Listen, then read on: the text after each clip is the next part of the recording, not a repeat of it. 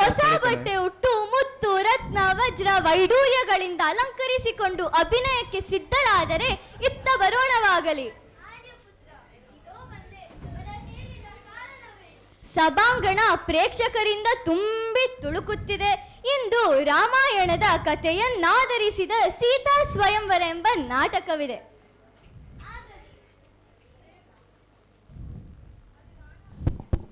ಆಗಲಿ, ಮೊದಲು ಸೀತೆ ಬರುವಳು, ಶ್ರೀರಾಮ ಬರುವನು. ಸೀತೆ ಊರ್ಮಿಳೆ ಸಖಿಯರೊಂದಿಗೆ ಉದ್ಯಾನವನಕ್ಕೆ ಬರುವರು. ಅಲ್ಲಿ ರಾಮ ಲಕ್ಷ್ಮಣರನ್ನು ಕಾಣುವರು. ಮುಂದೆ ಮುಂದೆ ಅವರೆಲ್ಲರೂ ಮಾತನಾಡಿದರೆ ಆರ್ಯೆ ಕಣ್ಣುಗಳು ನೋಡುತ್ತವೆ, ನಸುನಗು ಮಾತನಾಡುತ್ತದೆ. ನನಗೆ ಆ ದೃಶ್ಯವನ್ನು ನೋಡಬೇಕೆಂಬ ಆಸೆ. ಮುಂದೆ ಕುಳಿತು ನೋಡೋಣ, ಇತ್ತವಾ?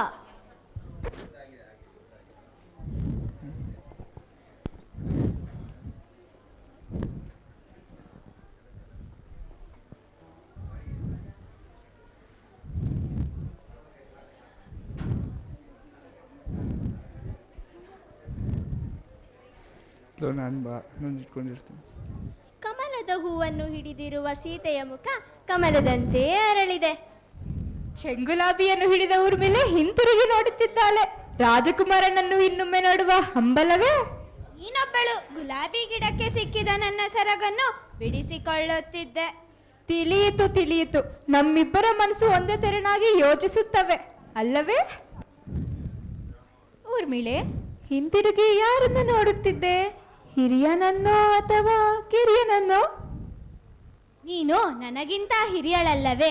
ನೀನು ಹಿರಿಯನನ್ನೇ ನೋಡಿದೆ ಅಲ್ಲವೇ? ಮೇಘಶ್ಯಾಮನನ್ನು. ಅರ್ಥವಾಯಿತು ಬಿಡು. ಆ ಆಜಾನುಬಾಹುವನ್ನು ನೀನು ನೋಡಲಿಲ್ಲ. ಊರ್ಮಿಳೆಯ ಮನದಲ್ಲಿ ಅಣ್ಣನನ್ನೇ ಅನುಸರಿಸಿ ಹೋಗುತ್ತಿರುವ ತಮ್ಮನಿದ್ದಾನೆ ಅಲ್ಲವೇ? ಅವಳು ಊರ್ಮಿಳೆ ಅಕ್ಕನನ್ನೇ ಅನುಸರಿಸುತ್ತಿರುವ ತಂಗಿಯಲ್ಲವೇ? ಅನುರೂಪನನ್ನು, ಆ ದ್ವಿತೀಯನನ್ನು ಮನ ತುಂಬಿಕೊಂಡಿರುತ್ತಾಳೆ. ನೀನೇನು ಜ್ಯೋತಿಷ್ಯ ಶಾಸ್ತ್ರದಲ್ಲಿ ಪಾರಂಗತಳೆ? ಸ್ವಲ್ಪ ದೂರ ಸರಿಯಿರಿ ನೀವಿಬ್ಬರು. ಮನಸ್ಸಿನಲ್ಲಿ ಏನನ್ನೋ ಯೋಚಿಸಿ ಹೇಳುತ್ತಿರುವಂತಿದೆ. ನೀಲವರ್ಣ, ನಿನಗೊಪ್ಪಿಗೆಯೇ? ಸಾಕು ಮಾಡಿ ನಿಮ್ಮ ಚೇಷ್ಟೆಯನ್ನು. ನನಗೆ ಇನ್ನಷ್ಟು ಗುಲಾಬಿಗಳನ್ನು ಕೊಯ್ಯುವುದಿದೆ. ಕೆಂಗುಲಾಬಿ ಅಲ್ಲವೇ? ಇತ್ತ ಕಡೆ ಅರಳಿದೆ. ಇಲ್ಲ.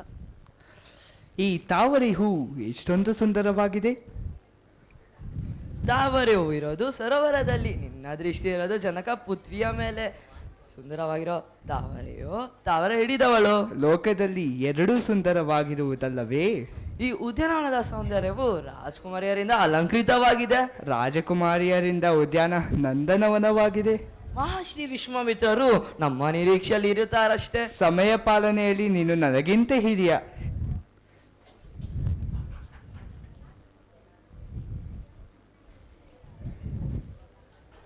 ರಾಜಾಧಿರಾಜ, ರಾಜ ಪರಮೇಶ್ವರ, ರಾಜಶ್ರೀತಿ ಬಿರುದಾಂಕಿತ ವಿದೇಹಾಧಿಪತಿ ಸೀತಾ ಜನಕ ಮಿಥಿಲೆಯ ರಾಜ ಜನಕ ಮಹಾರಾಜರು ಆಗಮಿಸುತ್ತಿದ್ದಾರೆ. ಸಭಾ ಸದಸ್ಯರೇ, ತಾವೆಲ್ಲರೂ ಆಸೀನರಾಗಿ. ಮಂತ್ರಿಗಳೇ, ಮಹರ್ಷಿ ವಿಶ್ವಾಮಿತ್ರರು ದಶರಥ ಮಹಾರಾಜರ ಇಬ್ಬರು ಪುತ್ರ ರತ್ನೇಂದ್ರ ಸಹಿತರಾಗಿ ನಮ್ಮ ರಾಜ್ಯಕ್ಕೆ ಆಗಮಿಸಿದ್ದಾರೆಂಬ ವರ್ತಮಾನವನ್ನು ಕೇಳಿದ್ದೇನೆ. ಯಥೋಚಿತ್ತವಾಗಿ ಅವರನ್ನು ಈ ರಾಜ್ಯಸಭೆಗೆ ಸ್ವಾಗತಿಸಿರಿ.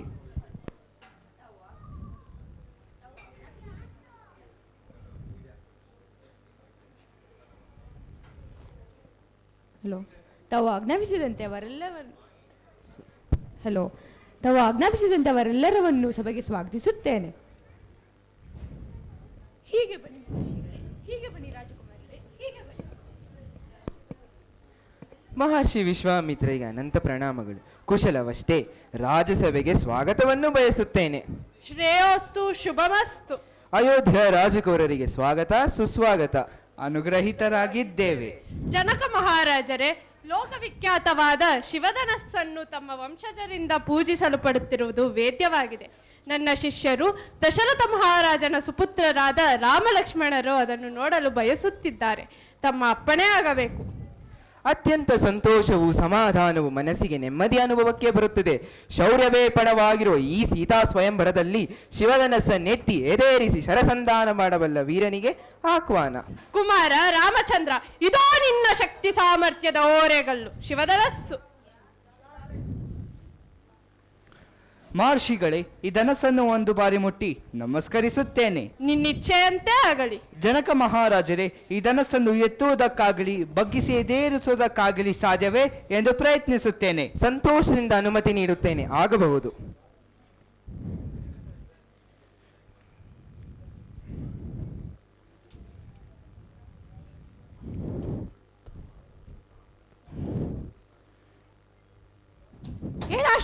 ಏನಾಶ್ಚರ್ಯ. ಧನಸ್ಸು ಮಧ್ಯದಲ್ಲಿ ಮುರಿದು ಸಿಡಿಲೋಡದಂತೆ ಮಹಾಶಬ್ದವಾಯಿತು. ಪರ್ವತವು ಸೀಳಿದಂತೆ ಭೂಮಿ ನಡಗಿದಂತಾಯಿತು. ಅರಮನೆಯ ತುಂಬೆಲ್ಲ ಮಹಾಬೆಳಗೊಂದು ಬೆಳಗಿದಂತಾಯಿತು. ಏನಾಶ್ಚರ್ಯ! ದೇವ, ದಾನವ, ಯಕ್ಷ, ಗಂಧರ್ವ, ಕಿನ್ನರು, ಕಿಂಪುರುಷರಿಂದಲೇ ಎತ್ತಲು ಅಸಾಧ್ಯವಾದ ಈ ಶಿವಧನಸ್ಸು ಕುಮಾರ ರಾಮಚಂದ್ರನಿಂದ ಕ್ಷಣಾರ್ಧದಲ್ಲೆತ್ತಿ ಎದೇರಿಸಲ್ಪಟ್ಟಿತು. ಆಹಾ, ಧನ್ಯೋಸ್ಮಿ, ಧನ್ಯೋಸ್ಮಿ. ಮಹರ್ಷಿಗಳೇ, ರಾಜಕುಮಾರರೇ, ಆಸೀನರಾಗಿ. ಮಹಾರಾಜರೇ, ಶಿವಧನಸ್ಸನ್ನು ಎತ್ತಿದ ವೀರನಿಗೆ ಸೀತೆಯನ್ನು ದಾರೆ ಎರೆದು ಕೊಡುವುದಾಗಿ ಪ್ರತಿಜ್ಞೆ ಮಾಡಿದ್ದೀರಿ. ರಾಜಕುಮಾರ ರಾಮ ಶಿವಧನಸ್ಸನ್ನು ಎತ್ತಿದ್ದಾನೆ, ವಿಜಯಿಯಾಗಿದ್ದಾನೆ. ಮಂತ್ರಿಗಳೇ, ಈ ಸಂತೋಷದ ಸಮಯದಲ್ಲಿ ರಾಮನ ತಂದೆಯಾದ ದಶರಥ ಮಹಾರಾಜರು ಅವರ ಪರಿವಾರದೊಂದಿಗೆ ಇಲ್ಲಿ ಉಪಸ್ಥಿತಿ ಇರುವುದು ಸಂತೋಷದಾಯಕವಾದದ್ದು. ಕೂಡಲೇ ಅಯೋಧ್ಯಪತಿ ದಶರಥ ಮಹಾರಾಜರಿಗೆ ಗೌರವಪೂರ್ವಕವಾದ ಆಮಂತ್ರಣವನ್ನು ಕಳುಹಿಸಿ. ತಮ್ಮ ಆಜ್ಞೆಯಂತೆ ಆಗಲಿ ಮಹಾಪ್ರಭು. ಜನಕ ಮಹಾರಾಜರೇ, ಈ ಶಿವಧನಸ್ಸಿನ ಹಿನ್ನೆಲೆಯನ್ನು ರಾಜಕುಮಾರರಿಗೆ ತಿಳಿಸಬಹುದೇ? ಮುನಿಶ್ರೇಷ್ಠರೇ, ದಶರಥ ಪುತ್ರರೇ, ಕೇಳೋಣವಾಗಲಿ. ಹಿಂದೆ ದಕ್ಷ ಯಜ್ಞವನ್ನು ಧ್ವಂಸ ಮಾಡಲು ಶಿವನು ಲೀಲೆಯಿಂದ ಶಿವಧನಸ್ಸನ್ನು ಎದೇರಿಸಿ ರೋಷಪೂರ್ಣವಾಗಿ ದೇವತೆಗಳನ್ನು ಉದ್ದೇಶಿಸುತ್ತಾ, ಎಲೆ ದೇವತೆಗಳೇ, ನೀವು ನನಗೆ ಯಜ್ಞದಲ್ಲಿ ಸಲ್ಲಿಸಬೇಕಾದ ಆವಿರ್ಭಾಗವನ್ನು ಸಲ್ಲಿಸಲಿಲ್ಲ, ಆದುದರಿಂದ ನಿಮ್ಮನ್ನು ದಂಡಿಸುತ್ತೇನೆ ಎಂದು ಆರ್ಭಟಿಸಿದನು. ಆಗ ದೇವತೆಗಳು ಶಿವನಲ್ಲಿ ಕ್ಷಮೆಯನ್ನು ಬೇಡಿದರು. ಶಿವನು ಪ್ರಸನ್ನನಾದನು. ಅನೇಕ ತಲೆಮಾರಿನಿಂದ ನಮ್ಮ ವಂಶಜರು ನಾನು ಇದನ್ನು ಪೂಜಿಸಿಕೊಂಡಲೇ ಬರುತ್ತಿದ್ದೇನೆ.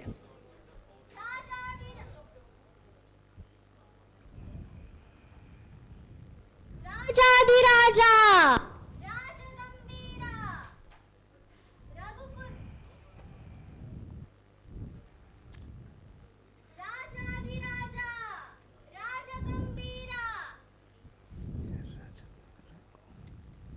ರಾಜಾಧಿರಾಜ ರಾಜಗಂಭೀರ ರಘುಕುಲ ತಿಲಕ ಶತ್ರುಕುಲ ಸಂಹಾರಕ ಸಜ್ಜನ ಕುಲ ಪಾಲಕ ದಶರಥ ಮಹಾರಾಜರು ಬರುತ್ತಿದ್ದಾರೆ.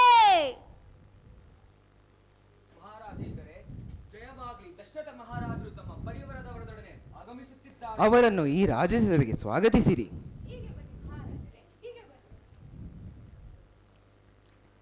ದಶರಥ ಮಹಾರಾಜರಿಗೆ ವಂದನೆಗಳು. ತಮ್ಮ ಪಾದಧೂಳಿನಿಂದ ಮಿಥಿಲೆಯ ಪಾವನವಾಯಿತು. ತಮ್ಮೆಲ್ಲರಿಗೂ ಹೃತ್ಪೂರ್ವಕವಾದ ಸ್ವಾಗತವನ್ನು ಬಯಸುತ್ತಿದ್ದೇನೆ. ಆಗಲಿ ಮಹಾರಾಜರೇ. ಸಮೃದ್ಧವಾದ ನಾಡಿನ ಶ್ರೇಷ್ಠ ಅಧಿಪತಿಯಾದ ಜನಕ ಮಹಾರಾಜರಿಗೆ ವಂದನೆಗಳು.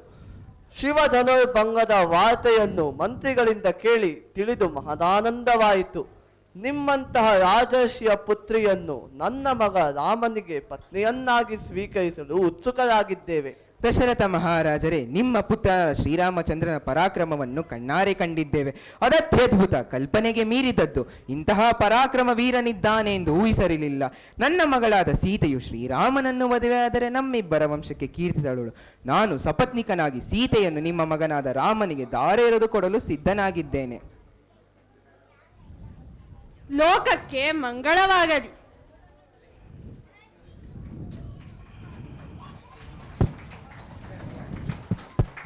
ಇದೀಗ ಪಾತ್ರ ಪರಿಚಯ.